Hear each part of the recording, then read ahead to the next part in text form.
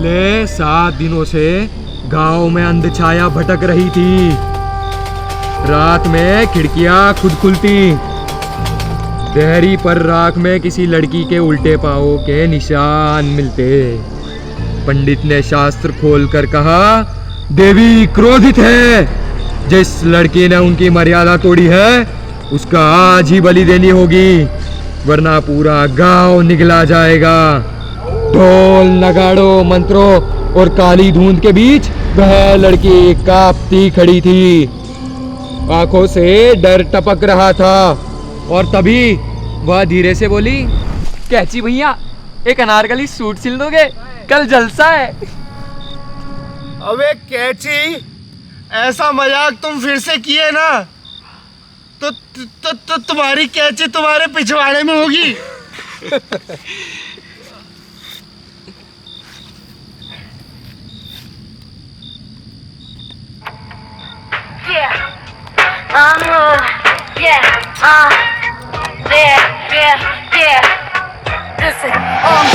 कैंची का बचपन से सीना लाल था, सुई धागे का खेल ही उसका स्वैग था। गली के कोने कोने में उसकी ही बात थी, छोटे से शहर में सबसे बड़ी औकात थी। चाय की टपरी पे सबको हंसा देता था, नाटक में राजा बन के सबको उड़ा देता था। आज भी जो हंस के बोलता कोई बात थी, याद दिला देता बचपन का वो कैंची।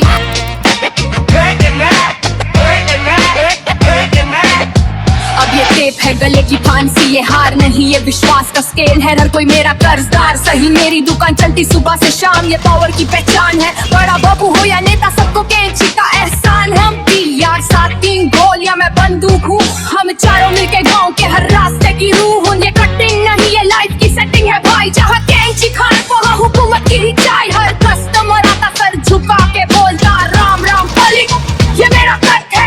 खामोशी से चलता ये गली का सच है तो मालिक, ये मेरा कट है। खामोशी से चलता ये गली का सच है।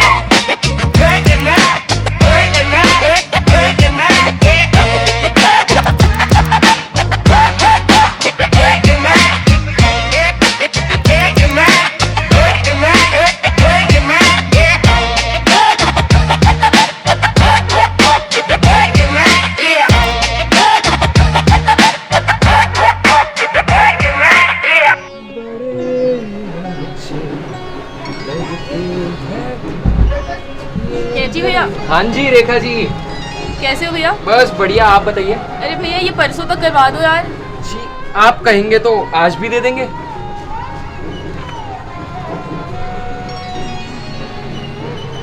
रेखा जी उफ।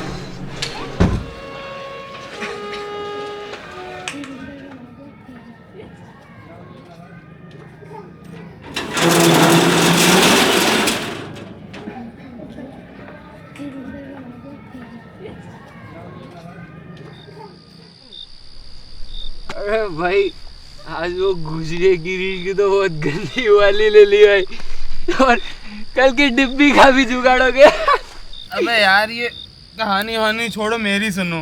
ये साला बने बनाए मूड की ऐसी तैसी कर देगा। सुनो यार, अबे तू चुप कर जा। वो प्रमोद को जानते हो? वो दूध बेचने वाला? नहीं बे, जिसकी चौक के पास नाई की दुकान है। देखो तो क्या गंदा बाल काटता है, साला एकदम बंदर ही बना दिया है। अबे नहीं बे, सही तो है ना? हमको भी लगा था, पर जब प्रेमा के पास गए तो उसने अंकिल बोल दिया। इसमें प्रमोद का गलती हुए। तुम चुप रहे। रो मत यार, अभी इस प्रमोद का कुछ करता हो।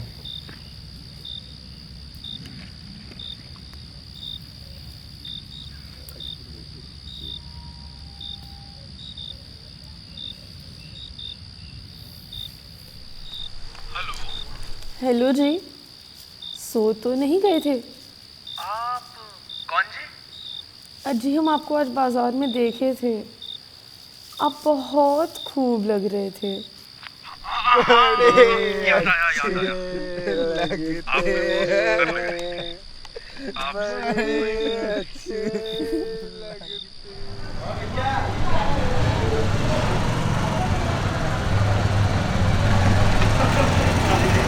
प्लीज रुक जा लाडले।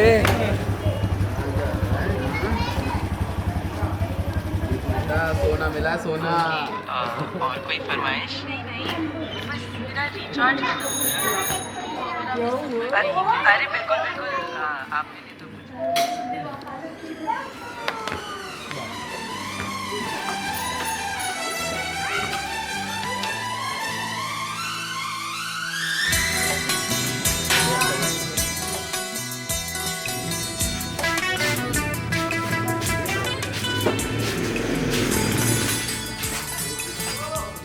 प्रमोद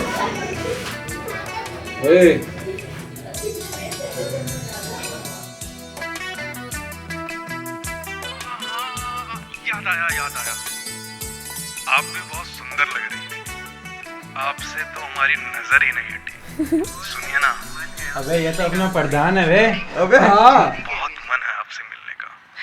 अरे इतनी जल्दी क्या है जी? अच्छा चलो, एक फोटो ही भेज दो, कम से कम हमें नींद तो आ जाएगी। भैया वो हमरा पेटीकोट दे दियो। भैया भैया कैची भैया हाँ हाँ हमरा पेटीकोट। हाँ हाँ का नाम बताया आप अपना? अरे मेघना, इतनी कमजोर याददाश्त कब से हो गई आपकी?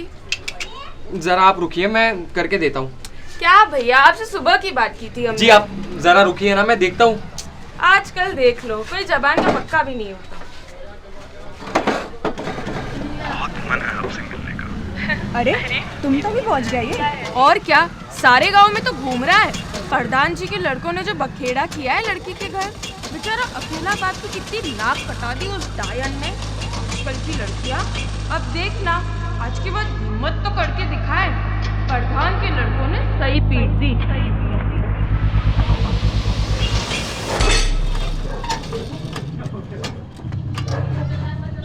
गाली तो देखो भैया, दोनों हाथों से ही बच। प्रधान जी का घर तोड़ना चाहती है ये मनहूस औरत। लड़कियों को इतनी छूट देनी ही नहीं चाहिए। अब देख लो।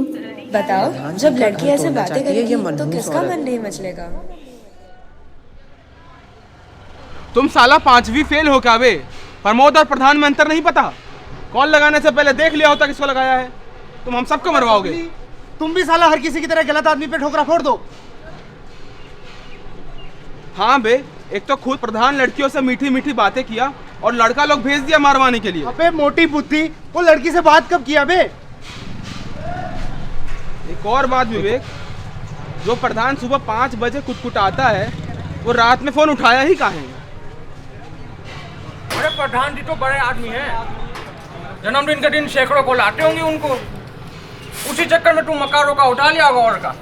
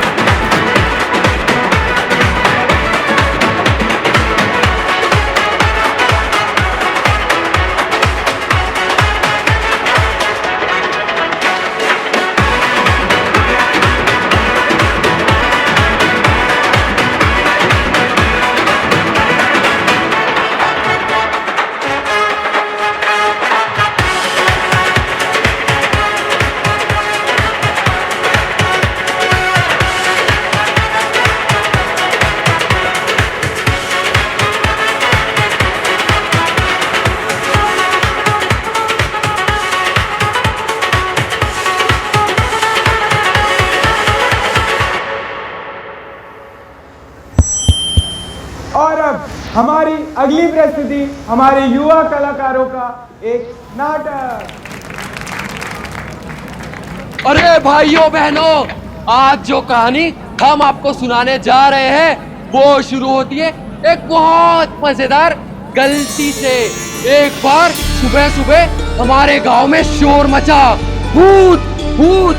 और जब लोग भागे तब पता चला अरे भूत नहीं, बाबू के शान ने छपे चूना खा लिया था। पर गाँव, अरे गाँव कितना भोला। लोग बोले सांड सफेद, ये होगा एक देवता का इशारा। और पंडित वो तो तुरंत आ गए, शास्त्री टोपी, ऊंची आवाज और देवता से ज्यादा घमंड लेके। देखते ही देखते एक सांड का चूना खाना देवता का संदेश बन गया। और गांव जो मजाक में हंसा था, अगले ही पल डर में झुक गया। पर इस बार पंडित की नजर सांड पर नहीं, एक लड़की पर टिक गई। पंडित बोला, देवता रुष्ट है और उनकी शांति का एक ही उपाय। जो बात मजाक में शुरू हुई, वही वक्त आने पर परंपरा बनकर गांव पर टूट पड़ी। पंडित ने कहा, इस लड़की की बलि से साफ होगा सांड का अपमान। और गांव जो अभी तक सफेद सांड पर हंसा था, अचानक उस हंसी को ही गुनाह मान बैठा। पर मजाक जब परंपरा बन जाए, तब सबसे पहले नुकसान होता है पहचान का।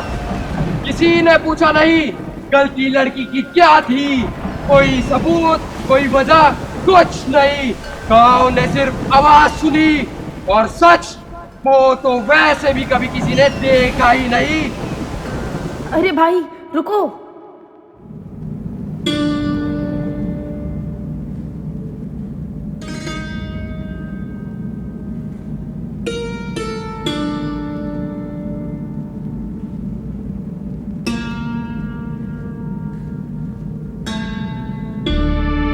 प्रधान जी, आप तो बहुत बड़े आदमी हो ना, इतने बड़े कि एक फोन कॉल से आपकी शर्म छोटी हो जाती है और जब हंगामा होता है तो धमकियां बड़ी हो जाती है।